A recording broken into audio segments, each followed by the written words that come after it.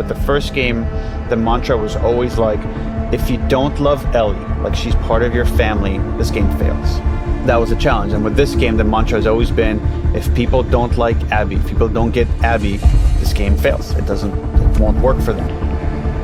10 hours of Abby? 10? I really actually don't give a fuck about Abby. Every other character was just so bland. Nobody cares about Abby! What is the cost of hate? It's the question at the heart of one of gaming's most divisive stories, built around a character players swore they'd never forgive. Joel, fucking get up! In a narrative structure unlike anything seen before in story-driven games, Naughty Dog doesn't just ask you to empathize with the antagonist. They present her emotional journey through purely cinematic chapters.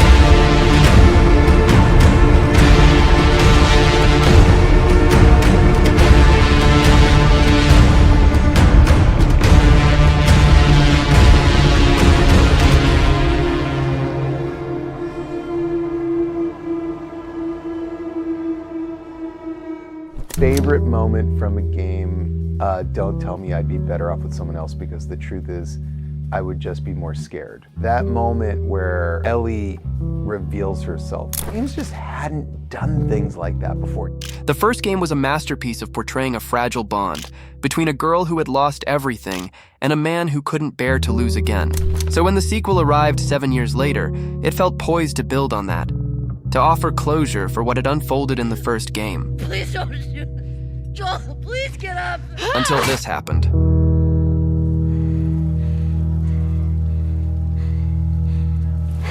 This is not the first time a writer has killed off a beloved character. They use this shock as a creative tool to break our emotional rhythm and deepen our empathy for the witness. And Naughty Dog masterfully used that very witness to deliver one of the most grounded portrayals of trauma in modern storytelling. Violent trauma, especially when personal, overwhelms our ability to process loss. It demands action, any action, just to regain a sense of control. And for Ellie and the player, that action becomes revenge. Anger is easy to reach, and Ellie clings to it because it feels like the only way she can take control. Neither the player nor Ellie knows why Joel was killed, but the deliberate and vicious torture leading up to his murder feels like all the justification Ellie needs for violence, her own sense of justice. And this theme sets the tone for Ellie's days in Seattle. Players become complicit in the same emotional tunnel vision, swept up in a revenge fantasy so intimate and justified that it feels righteous, until it doesn't. The enemies stop being nameless goons.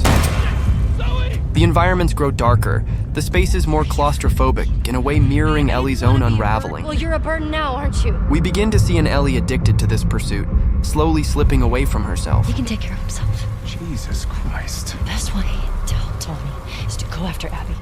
By the time Ellie reaches the hospital for her infamous encounter with Nora, the game doesn't show the violence, it turns away. It confronts us with what the beloved girl from the first game has become, and with it the truth that there's no triumph in her revenge, just the sick, hollow ache of going too far. Ellie isn't healing, she's making sure she never can. And just when the question begins to take hold, how far will she go, the game shifts. It tears the story from Ellie's hands and places it in the grasp of the one person she's been hunting all this time. You killed my friends. We let you both live. And you wasted it!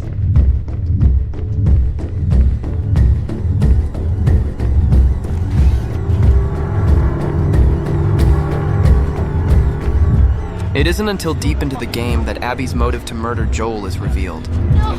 Dad! The pivotal hospital scene is shown to us in a completely new light, reframing everything we thought we knew, and revealing just how gray the choices are, even when the hope of the world is at stake. Get up. Joel, fucking get up. But avenging her father's death brought none of the catharsis Abby had spent years chasing. It's a hollow, incomplete act. And while we can already sense that emptiness in her expression immediately after the act, the full weight of that moment doesn't land until we live through her days. After the Fireflies disbanded due to Joel's actions, the survivors from the Salt Lake outpost joined the WLF. Whoa. WLF? The same militant faction we had spent 3 days fighting as Ellie. While the other faction Ellie encountered, the Seraphites, was introduced early on. It's through Abby that their bitter war with the WLF truly comes into focus. I wouldn't mind a few minutes with these guys. Without ever spelling it out, the game reveals just how deeply her faction dehumanizes the Seraphites. Enough to justify an all-out assault on their home, Haven. Try attacking their island. Not like this. So when Abby hears that Owen may have killed a fellow soldier to protect a Seraphite, she defies orders and sets out to find him, a decision that would shift the course of her story. In a harrowing cinematic moment, just as she's about to be lynched and gutted, Abby is saved by the very people she was raised to hate. 2 Seraphite kids, Lev and Yara. She's one of them. Lev. In any other situation, Abby would have shot them on sight. But in that moment, she became exactly the kind of soldier Lev and Yara needed. Capable, fearless, and above all, a brutal fighter.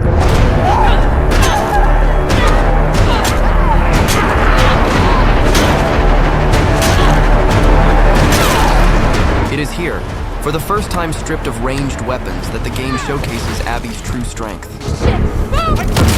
In stark contrast to the other protagonist, Ellie, who fights like someone always on the run, all speed, instinct, and improvisation, Abby moves like someone trained for war, built for direct confrontation, and able to overpower any single target.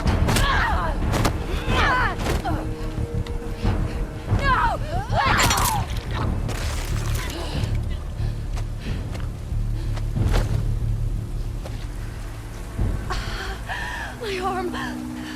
I know. Focus on your breathing. In and out. Nice and steady. In and out. No matter what, you keep finding something to fight for. Abby is an irredeemable character. She doesn't deserve happiness, not just because of what she did, but because of how she did it. And that feeling isn't just shared by us, the players. It's one Abby carries herself. I haven't always done the right thing. You're a piece of shit, Abby. You always have been. People punish themselves when life takes something from them unfairly, as if their suffering might justify that loss or give it meaning. It's what Joel lived with in the first game, what Ellie carries through the first act, and what Abby is only beginning to understand. Because when she can't explain why dehumanizing the source of her pain brought no closure, it is the cost of that choice that calls her out. The first person she sees in her nightmares, We're allowed to be happy. and the last person who still believes she deserves happiness. So when she finally meets Owen at the boat, and he explains why he couldn't bring himself to kill a Seraphite, we realize the ghosts of Jackson don't just haunt Abby. He's old. And tired. He was just ready.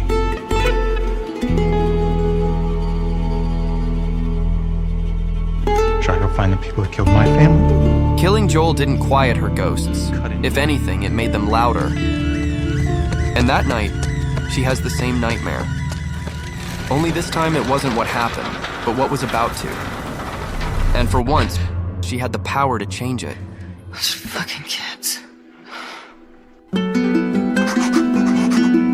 know, I don't know about you, Coach, but I hope that either all of us or none of us are judged by the actions of our weakest moments, but rather by the strength we show when and if we're ever given a second chance. What are you doing? I'm giving her a chance.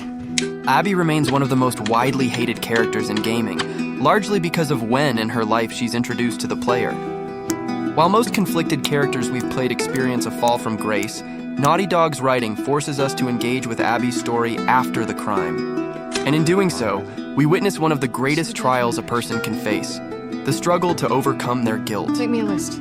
I'll go to the hospital. By choosing to give the kids a fighting chance in the same world that gave her none, Abby is forced to confront her fears and fight through hell and back.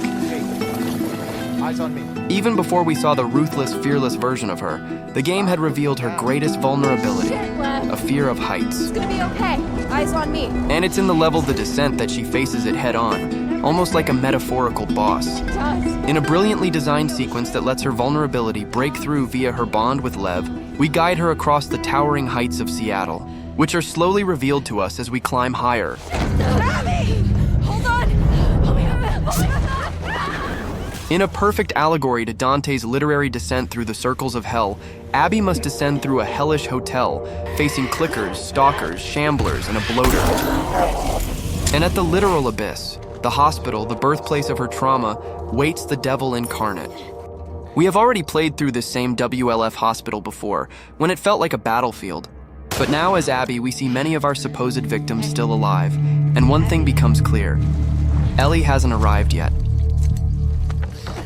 At the same time, Ellie is fighting her way through that hospital, confronting her inner demons. What the fuck's the power doing all Abby is below her, in ground zero, about to face a special one. Please, let there be an ambulance in the garage. Her search for medical supplies eventually leads her to an unassuming ambulance in the parking lot. And the Rat King, I said, I just want to think that is force of nature. It's ultimate force of nature. It's like a typhoon or like tsunami, or when you're facing that, but you don't feel like you can fight back or something.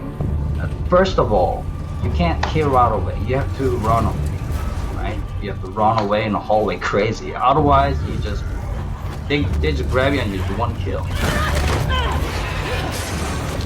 Designed from a single concept art, the Rat King is the most infamous infected, a grotesque culmination of everything the player has faced across the Last of Us universe. But it also manifests Abby's inner demons. Defeating it isn't just a test of skill for the player, it marks a turning point in Abby's arc. Because after this selfless descent through hell, we finally see a shift in Abby. For the first time since we met her, there's a sense of internal resolution, a degree of acceptance for the past. Something she had been searching for all along. Lev! Get back here! But the stories in The Last of Us are unapologetically depressing.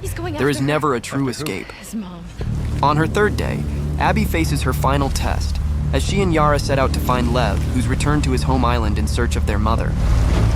The island, based on Seattle's real-life Queen Anne neighborhood, has turned into a war zone, caught in the crossfire between the WLF and the Seraphites. Is that your village? And in the middle of it, as Abby fights to bring the kids back alive, she, just like Joel, just like Ellie, crosses her own point of no return. Abby? Drop it, now! Oh, shit. It's Abby. Stay back! Isaac. I need you to hear me out. What's that behind you? He saved my life. He's not one of them, please. Abby, move. God damn it, he's just a kid!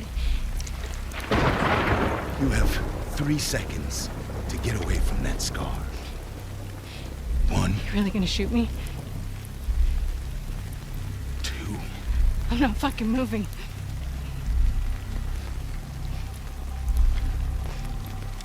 No! What the fuck?